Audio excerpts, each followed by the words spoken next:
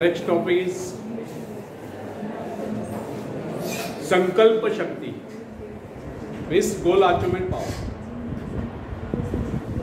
तो फ्रेंड्स, भला दुनिया में कौन ऐसा व्यक्ति है जिसके मन में महत्वाकांक्षाएं नहीं पड़ती? हर एक के मन में कोई ना कोई इच्छा अवश्य होती है।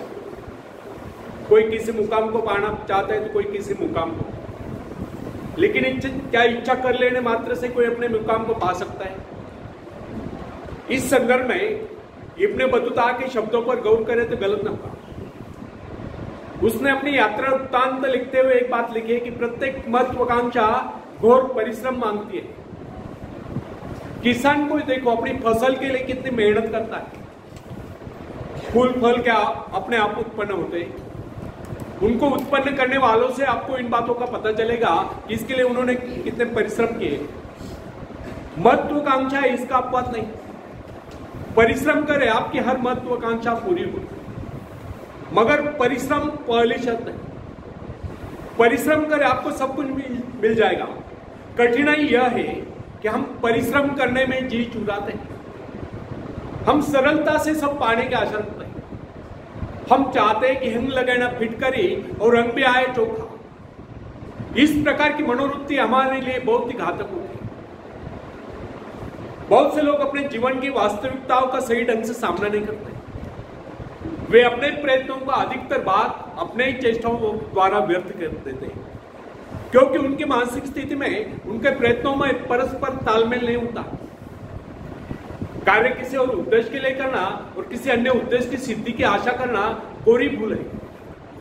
जो ऐसा करते वे गलत दृष्टिकोण के कारण मनोवांछित परिणामों को निरुत्साहित करते, दूर धकेलते। वे अपने काम पर चित्तवृत्ति को एकाग्र कर विजय के आत्मविश्वास को लेकर प्रयत्न करने में नहीं लगते। इसी कारण उन्हें वांछित परिणामों से दूर ही रहना पड़ता है। दृढ़ निश्चय और आत्मविश्वास से अपनी सारी शक्तियों को अपने उद्देश्य को एकाग्र के बगैर सफलताएं प्राप्त नहीं होती। आशा, दृढ़ निश्चय और आत्मविश्वास की कभी पराजय नहीं होती। परिस्थिति भले कैसे भी क्यों न हो, आप अपनी मनोदशा स्थिर रखें।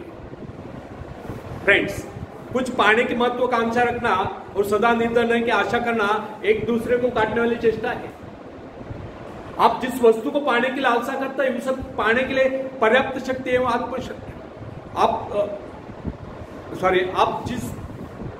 आप जिन वस्तु को पाने की लालसा करते, प्राप्त करने के लिए स्वयं अपनी योग्यता पर, अपने कार्य सामर्थ्य पर आपको भी विश्वास नहीं है, तो यह तो ऐसी बात हुई कि आप चलते तो पश्चिम की ओर है और पहुंचना पूरब की ओर चाहते हैं। सफल होने का सीधा सा सिद्धांत है, आप जिसकी इच्छा करते हैं उसे पाने की आशा भी करें, तथा उसे पाने के लिए पर्याप्त शक्ति और आत्मविश्वास की भावना अपने मन में भरें।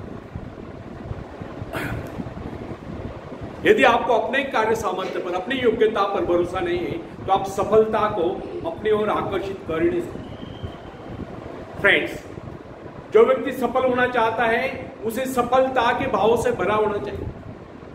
उसे सदा ही प्रगति के विचारों से, रचनात्मक विचारों से, सृजनात्मक भावों से, अन्वेषणात्मक भावों से तथा सबसे अधिक आशावाद से हमेशा ही भरपूर रहना चाहिए। एक बात कदापि न भूलें कि आशा ही जीवन है। आशा को अपने मन से कभी न जाने देना। आशा का दीपक बुझते ही मनुष्य मृत प्राय बन जाता है। फ्रेंड्स, अपने लक्ष्य की ओर बढ़ने से पहले इस बात को भी आप कदापि न भूलें कि जिस दिशा की ओर आप मोह किए हुए उधर ही आप जाएंगे। यदि आपका मोह कमी, अभाव और भूख की ओर है तो स्वभावतः आप उधर ही जाएंगे। इसके विपरीत उधर से मोह मोड़कर विपुल धन संपत्ति को ओर कर देंगे, उधर बढ़ना शुरू कर देंगे, अपने सारे प्रयत्नों को उसी दिशा में मोड़ देंगे, तो आप अवश्य ही धन संपत्ति प्राप्त करने में सफल होंगे। बहुत से लोग परस्पर विरोधी कार्य करने में लगे होते हैं। उनकी एक चेष्टा दूसरी चेष्टा को काटते रहते हैं। जब हम अपने मन में विश्वास करें कि हम धनी नहीं बन सकते, तो भला हम कैसे धनी बन सकते? यदि हमारी मनोवृत्ति गरीबी में घर बनाकर बैठे तो वहां धन संपदा आने के लिए स्थान ही कहा। जिस वस्तु को हम बनाने में लगे हुए वही तो बनेगी। हमारे विचारों की दरिद्रता, निराशा की भावना, भय और संदेह की भावना, आत्मविश्वास की कमी और अकर्मण्यता ने तो हमें दरिद्र बनाया हुआ है। यदि आप धनी बनने के लिए प्रयत्नशील हैं, यदि आपने अपनी सारी योग्यता और कार्य शक्ति धनाढ्य बनाने में लगा रखे तो आप दरिद्र या भिखारी का अभिनय नहीं करें। आप अपने मनोवृत्ति को बिल्कुल धनाढ्य व्यक्ति जैसा बनाएं, फरार दिल से काम लें, धनाढ्य व्यक्ति जैसा अभिनय कीजिए, अपने किसी भी चेष्टा में निर्धनता को मत प्रकट कीजिए। यदि आप अपने इर्द गिर्द दरिद्रता जैसा वातावरण बनाए रखेंगे तो आपका प्रभाव दूसरों पर दरिद्र जैसा ही पड़ेगा। ना आपकी साथ जमेंगे, ना आप धन को अपनी ओर आकर्षित कर सकोगे। कहावत है, भेड़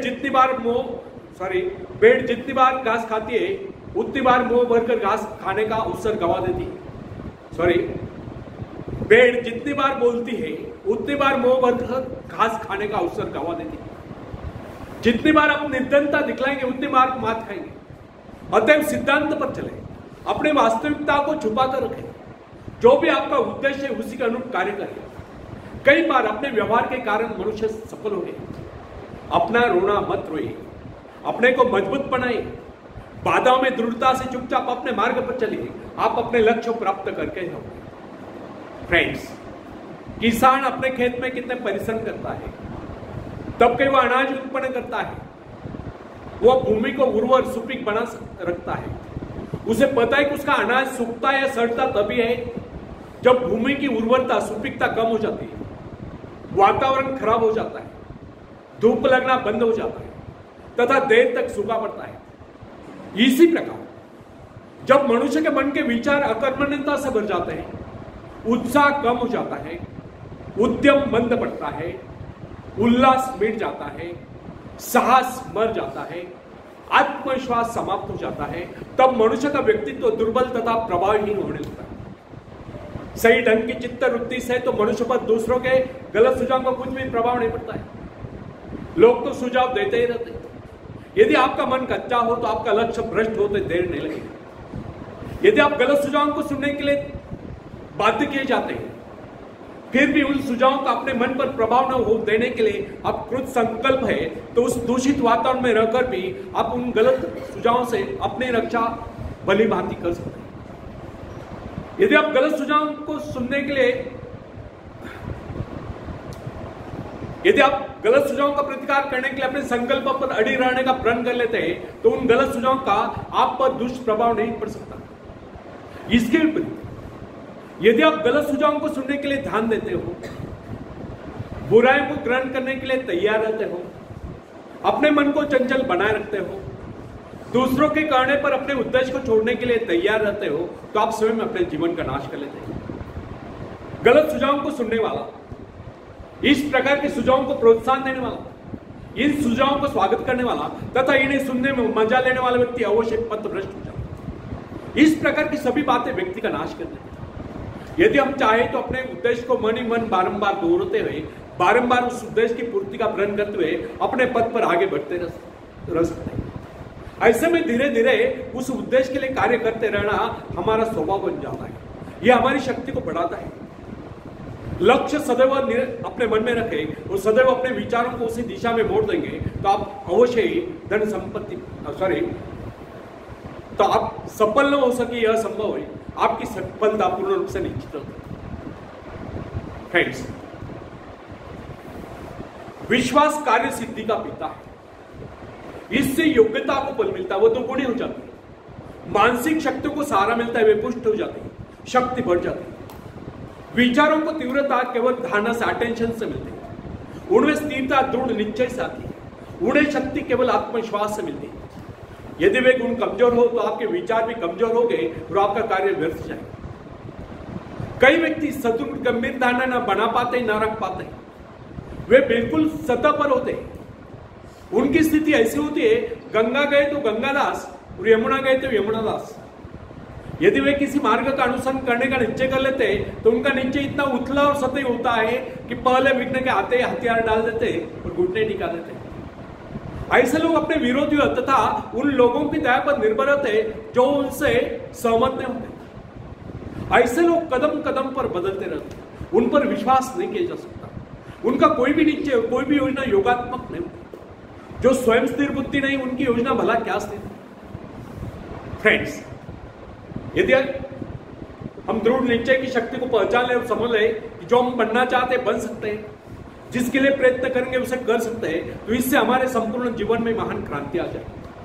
हम अपने अधिकांश दोषों और कष्टों से बच जाएंगे और जीवन की उन ऊंचाइयों पर पहुंच जाएंगे जिनके हम एकांत में बैठे सपने देखा करते। हम आमतौर पर इच्छा शक्ति के विषय में चर्चा करते रहते हैं।